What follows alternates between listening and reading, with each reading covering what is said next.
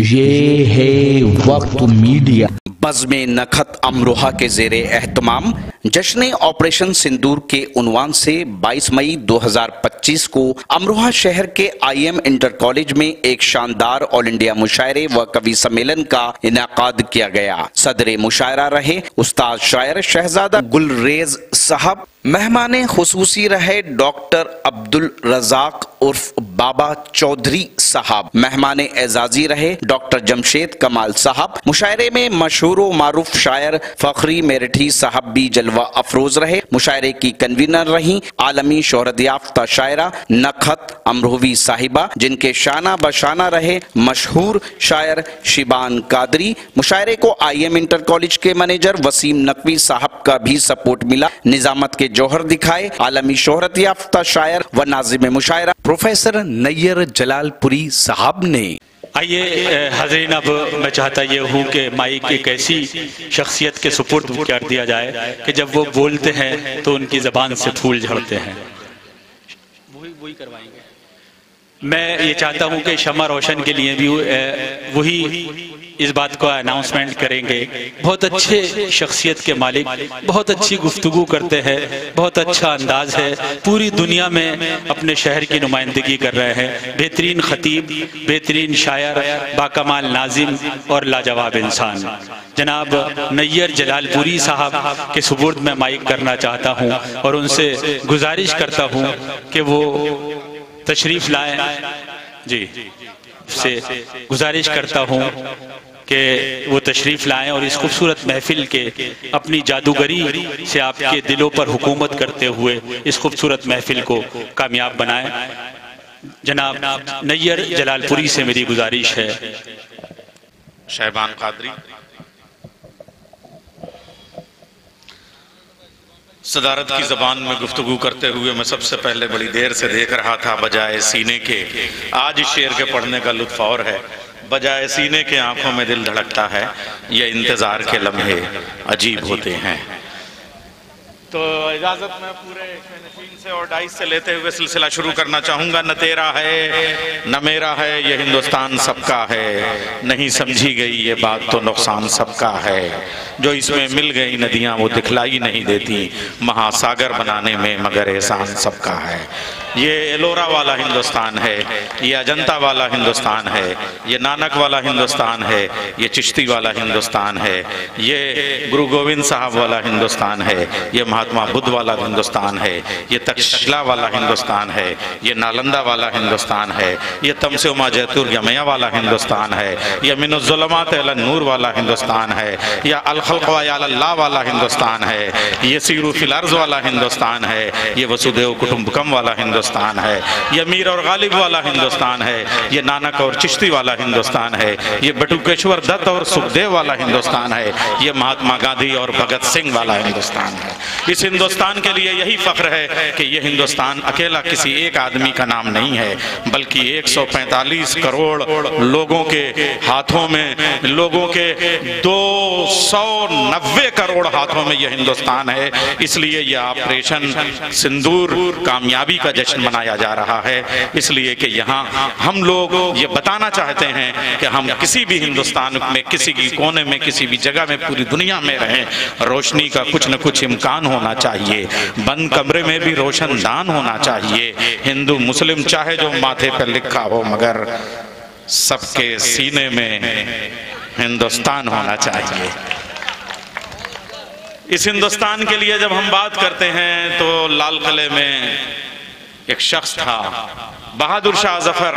जब वो रंगून में गया तो सुबह के नाश्ते में मियाँ बीवी दोनों के लिए 2 खान में 2 सर पेश किए गए और ये कहा गया कि ये गुलदस्ता है, ये फूल है, ये तोहफा है, एक बाप के लिए है, एक बेटे के लिए। जब सर उठाया, बाप ने एक उठाया तो बड़े बेटे का सर, छोटे ने जब खान पोश उल्टा तो वो माँ ने जो पलटा तो छोटे बेटे का सर।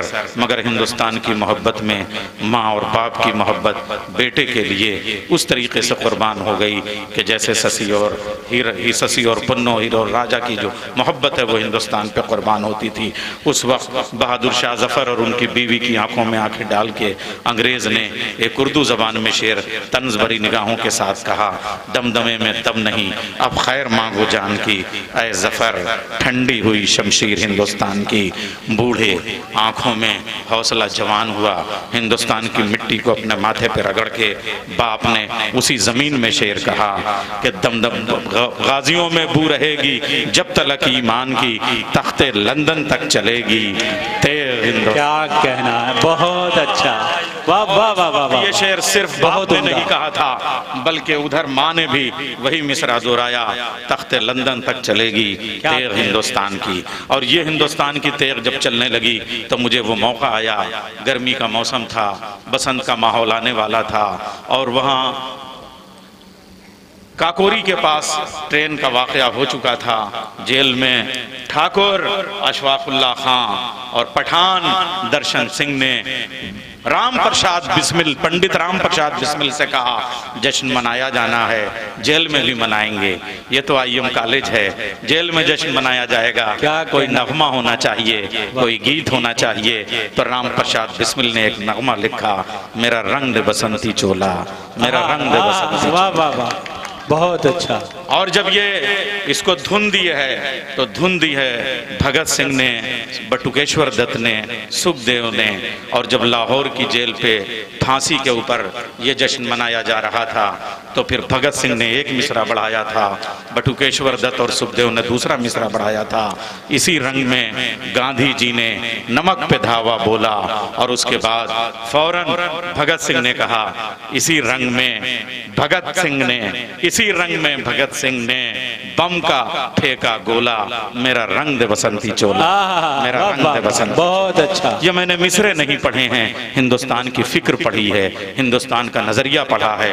गांधी जी की नरमी अपनी जगह, भगत सिंह की गर्मी अपनी जगह, मगर हम शायरी के एक ही बहर में दोनों मिसरों को रख के भगत के साथ गांधी को भी रखते हैं, गांधी के साथ भगत को भी रखते हैं। सियासतें बांटने की कोशिश ना करें, हिंदुस्तान के नाम पे नजरिए भी एक नजर में नजर आते हैं। क्या कहना, जिंदाबाद। नहीं बल्कि इसी के साथ जब ये पूरा कुर्बानियों का सिलसिला आगे बढ़ा तो मुझे आज से 25 साल पहले 20वीं सदी के आखिरी बरसों में जब माटी रतन सम्मान गैर मुनक़सिम फैज़ाबाद में दिया गया था तो मैंने उस फांसी के तख्ते पे खड़े होके फिर उस वक्त अशफाकुल्ला खां का वो शेर पढ़ा था जो आज तक मुझे याद है। मेरे पाँव कांप रहे थे। फैज़ाबाद जेल में जहाँ फांसी का तख्ता दिया गया वहाँ एक शेर उन्होंने अपने हाथ से फांसी के फंदे पे झूलने से पहले लिखा था, कुछ आरजू नहीं है बस इतनी आरजू है, रख दे कोई जरा सी खाके वतन कफन में।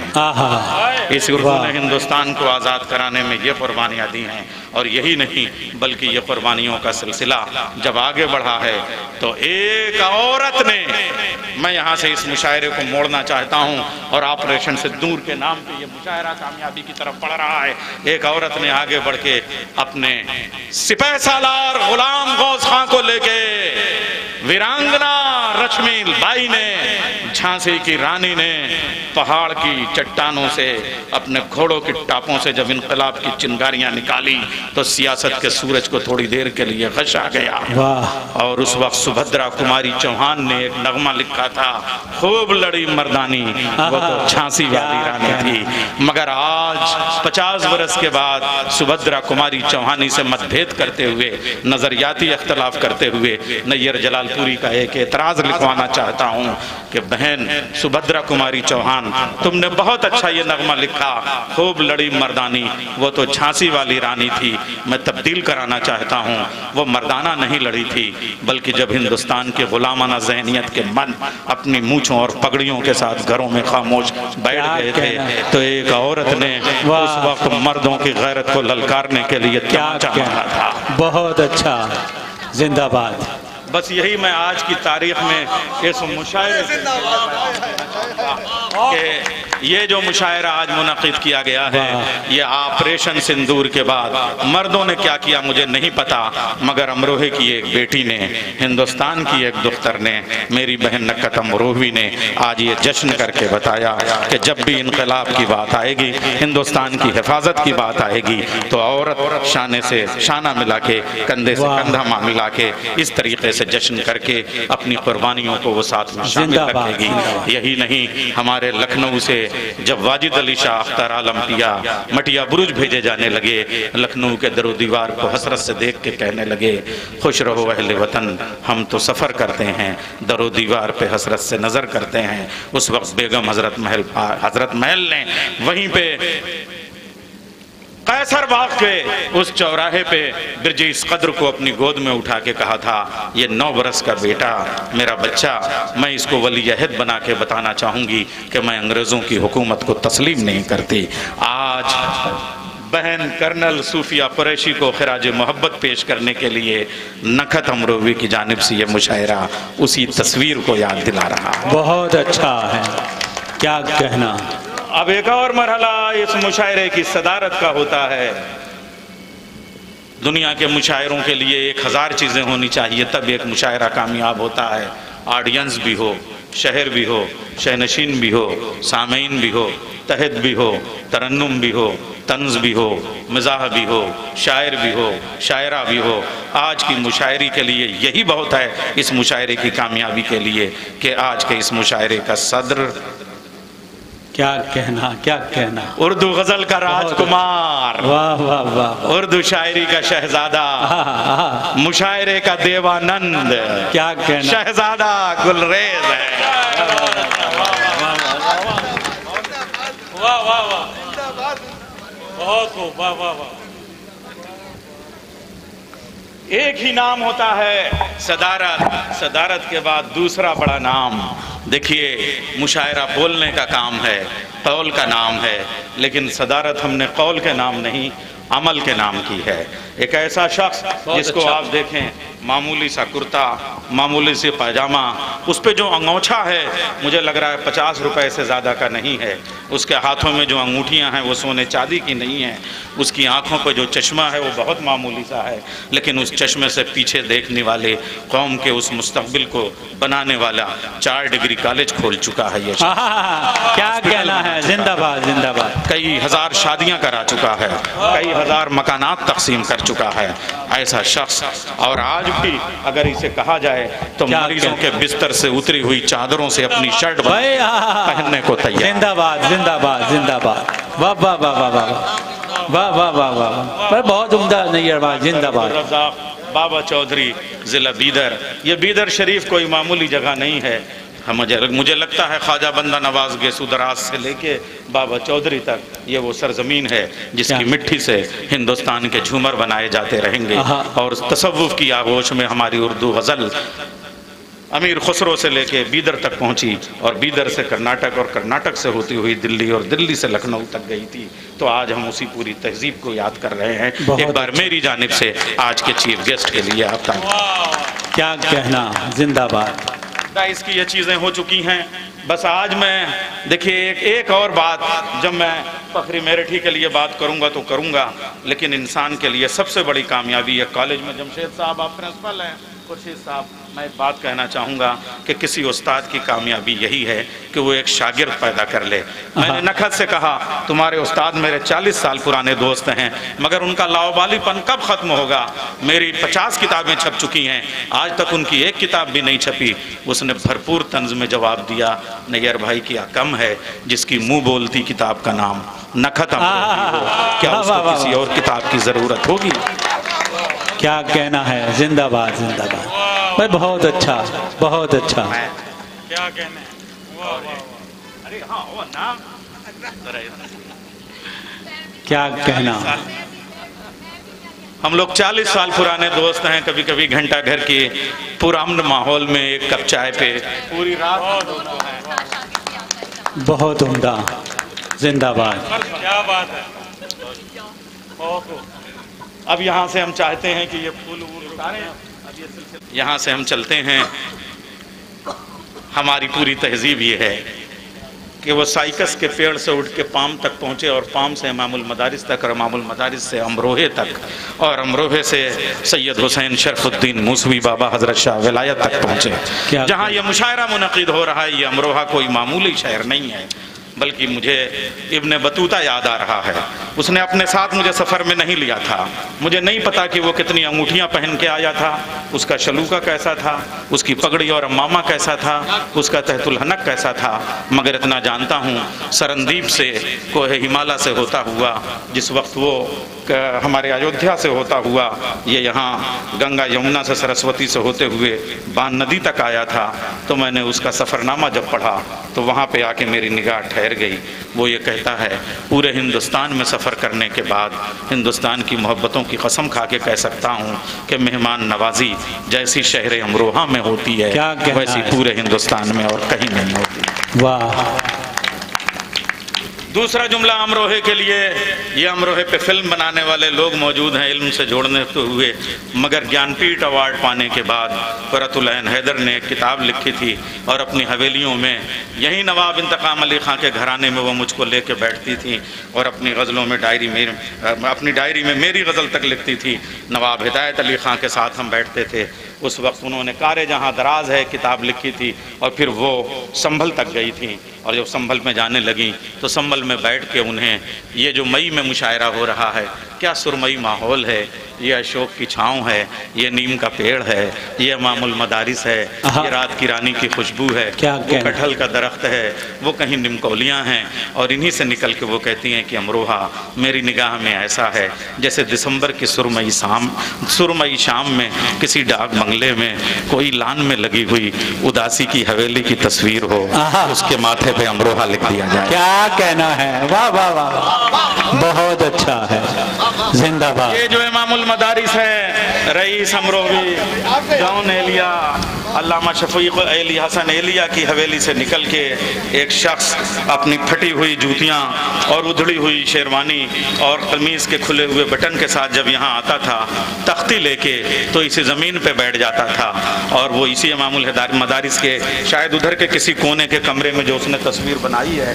जमशेद साहब, मैं क्या अर्ज़ करूँ, 3 मुलाकातें मेरी भी उस शख्स से हुई हैं, और वो कहता है कि जब मैं अल्लामा शफीक हसन एलिया की हवेली से मीक़ात बांध के एहराम के तौर पे आता था तो इमामुल मदारिस में मुझे वो सुकून मिलता था जैसे किसी बच्चे को नाबालिगी में हज का सवाब मिल गया हो। उस शख्स का नाम है जॉन एलिया और उस कॉलेज का नाम है इमामुल मदारिस। जिंदाबाद जिंदाबाद जिंदाबाद जिंदाबाद। ये 1902 का कॉलेज है जो आज तक अपना इल्मी चराग रोशन किए हुए है। जॉन एलिया यहाँ की देन है और यही जॉन एलिया की सरजमीन है। मैं आपसे और बातें करता रहूँगा और उसको तूल देना बहुत ज़्यादा मुनासिब नहीं है। चलता हूँ मैं संभल की सरजमीन पे जहाँ सींग की हड्डियों से नक्शो निगार बनाए जाते हैं, मगर उसी के पीछे एक जगह है गोविंदपुरी। जब मैंने गोविंद के माने पता किए तो मालूम हुआ कि श्री कृष्ण जी को गोविंद कहा जाता है। कृष्ण कौन है? अजीब व गरीब बात है।